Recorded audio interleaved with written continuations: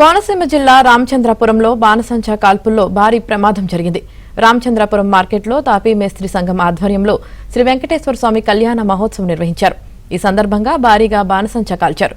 అయితే ఈ పేలుళ్లకు వికాస్ కాలేజీ, పలు గృహ వ్యాపార సంస్థల భవనాలకు తీవ్ర నష్టం జరిగింది.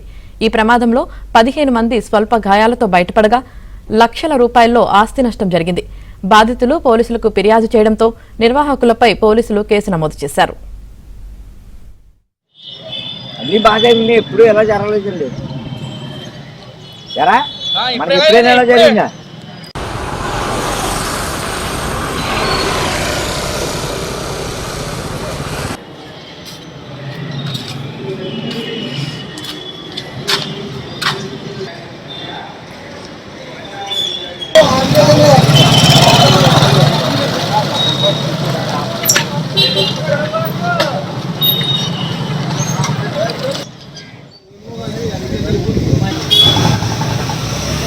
గత అర్ధరాత్రి పట్టణంలో మా కాలేజీ సమీపంలో వెంకటేశ్వర స్వామి దేవాలయం ఉంది. ప్రతి సంవత్సరం సంబరాలు చేస్తారు. దానిలో భాగంగా బాణసంచి కూడా కాల్చారు. రాత్రి శక్తివంతమైన బాంబు వేసడం వల్ల మా కళాశాలలో ఫర్నిచరు, కంప్యూటర్ ల్యాబ్, కంప్యూటర్లో ఏసీలు, గ్లాసులు, బస్సులు ఉన్నాయి. అన్నీ కూడా అద్దాలు కూడా ధ్వంసమైనవి. ఇలాంటి శక్తివంతమైన బాంబుని తయారు చేసిన వాళ్ళని అర్జెంటుగా వాళ్ళపై చర్య తీసుకుని ఇలాంటివి ఎక్కడా పునరావృతం కాకుండా చూడాలని ప్రభుత్వం వారిని కోరుతున్నాను. కళ్యాణ మహోత్సవం జరిగింది.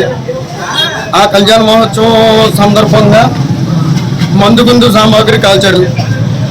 అందులో బాగా లాస్ట్లో ఐటమ్ అది మెడతందన్న ఏదో దానివల్ల మా డోర్లు అయ్యి బద్దలేసిపోయి ట్రాన్స్ఫారం పోయిందండి.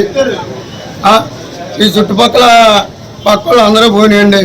ఇవాళ నేను ఒక యజమానిగా కూర్చున్న రోజుకు 4గురికి జీతాలు కల్పించాలండి. ఇవాళ 4 డోర్లు అయ్యి పైకి లెక్కలేదండి.